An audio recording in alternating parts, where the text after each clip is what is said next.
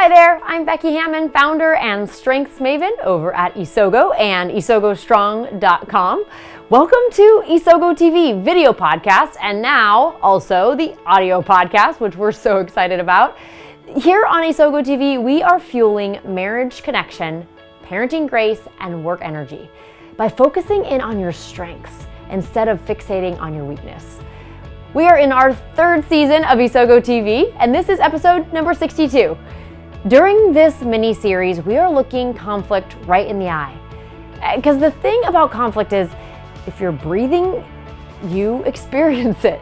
So over these 6 episodes, let's explore a path to conflict resolution from a strengths perspective and make right relationships at home and at work. Be sure to grab the free PDF, Strengths-Based Conflict Resolution Path and Action Plan, to follow along and mark your own progress in your path to conflict resolution. You can find that over at isogostrong.com/conflict resolve. In this episode, we set the stage for conflict resolution by getting to the bottom of our own perceptions and the power that those perceptions have in our conflicts. So let's dive in. Regardless of how matter-of-fact or rationally thinking you are, the intangibles, the emotional elements, have a huge pull in our relationships and in our decisions. The emotional templates we create are powerful influencers. So here's my own example of an emotional template. I'm fairly task and tangibles oriented. In Myers-Briggs language, I'm an INTJ, T for thinking, J for judging. Empathy is somewhere around number 28 out of 34 themes of the talents from StrengthsFinder. And ask my husband, he'll say I'm part android. Somehow though, that does not save me from the grip of emotional panic or influence. Last week, I received an email from a colleague with the subject, "I'm kind of frustrated." Immediately, my stomach dropped. My heart started racing and my eyes got all fidgety. He and I had a fairly heated, definitely contentious conversation a couple weeks back. He gave me some tough feedback and it was hard to hear from someone I respect so highly. And I wasn't sure if it was even fair or if it was universal feedback. I left that conversation with my heart amped and my mind swirling, and I've thought a lot about it since then. And all that thinking has led me to question our relationship, his support of me, my trust of him, and even my own self-scrutiny. So when I received the email last week, "I'm kind of frustrated," I immediately expected more of the same. And as I poised to open the email, I braced for critique and questions. I felt myself hurt and rallying my defenses, and I hadn't even opened the email yet. And it turns out, it had nothing to do with me. In fact, it was a request for some ideas from me, for a challenge he was facing. He was asking for my help and for my support. Quite the opposite of the railing that I had braced for. Based on our one highly emotional conversation, I had created an emotional template about him that said, "Don't trust him, he doesn't respect you, your relationship is at stake." I was hardly even aware of the emotional template until it was proven wrong. So what is an emotional template? The concept of emotional template is used in a variety of settings, from injury recovery to sociology. And in this context, here today, an emotional template is a filter through which we view our relationships, particularly as it relates to our expectations and senses towards other people. Emotional templates about the relationships in our lives are created through experience, both the rational and tangible aspects and the emotional and intangible aspects. In every circumstance, with every decision, we weigh a variety of factors, sometimes instantly, like in the reaction of the case that you unexpectedly saw a colleague outside of work or of your child running up for a hug, and sometimes thoughtfully, like your decision to address the behavior of one of your team members or a career transition consideration. So here are some examples of tangible factors. Time constraints, priorities, responsibilities, budget, availability, benefits, location, quality. And here's some intangibles, like how I feel about the situation, past experiences, fear, trust or lack of trust, my needs, others' needs, the relationships that are impacted. While most of us would assert that we make rational decisions, the data suggests that our decisions and our behaviors are influenced 70% by emotional and intangible factors and only 30% by rational or tangible factors.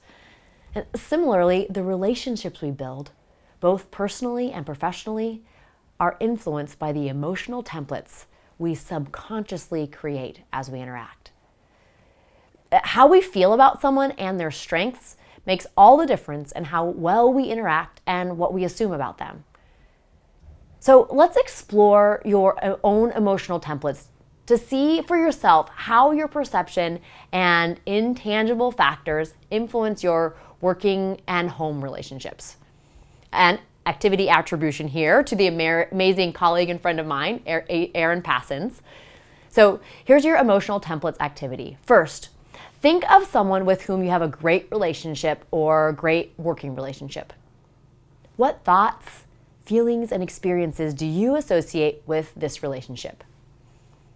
Then number 2, think of someone who you've worked with, whom you have resistance to. What thoughts, feelings, and experiences do you associate with this relationship? And then ask yourself, what did you discover? What does trust look like in these relationships? How about expectations? Sometimes our emotional templates protect us from potentially damaging or unsafe relationships. Oftentimes, however, emotional templates are created by a misperception of talent, or perhaps in a combination with a misapplication of talent. In the relationship with my colleague, for example, his original feedback to me was merited. And in the end, while it was initially shocking to me, he intended that feedback for my own best interest. He cares about me. His strengths allow him a superpower ability to see what could be better. And this is an incredible asset when it's delivered well. When delivered abruptly, however, it can be seen as an adept ability to find holes and imperfections. Any other maximizers out there relate to that? You know, the emotional template that I created after we had that conversation was built from the 70% intangible, not by the verifiable facts, and by both a misperception and an overapplication of natural talent. Only by reflection and awareness and a conscious effort is a new overriding emotional template created. So that's definitely what I'm striving for in this relationship. So this week, think through your emotional templates, especially as your spidey senses alert you. What are the driving factors? Is the emotional template getting in the way of productivity or of a deeper connection? If it is, pair out truth from fact and perception from reality. Assess what forging a new template might take and the relational connection and payout that it might yield. Allow your mind to reframe your experiences in the lens of strength and begin to make your emotional templates anew. So, will you go there?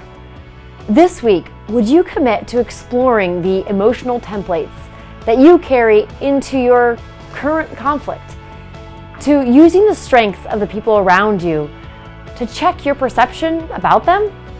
Is it accurate, or maybe is it swayed? Use the discovery of that exploration to set the foundation for the conflict resolution that's in store for you guys.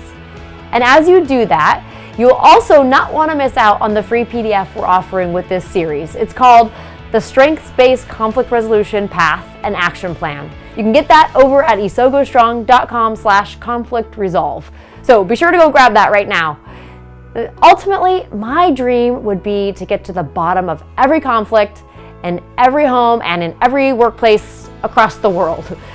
By orienting our mind toward our strengths, I know we can get there.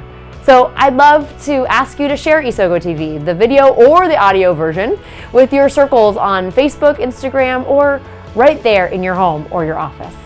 And if you like Isogo TV, please leave us 5-star review over at iTunes. It not only means a lot to me, but it also helps others find this podcast resource too. I'm glad you were here today to get into the nitty-gritty of conflict resolution in your marriage, parenting, or in your work by using your strengths. And I hope that you join me next time on Isogo TV.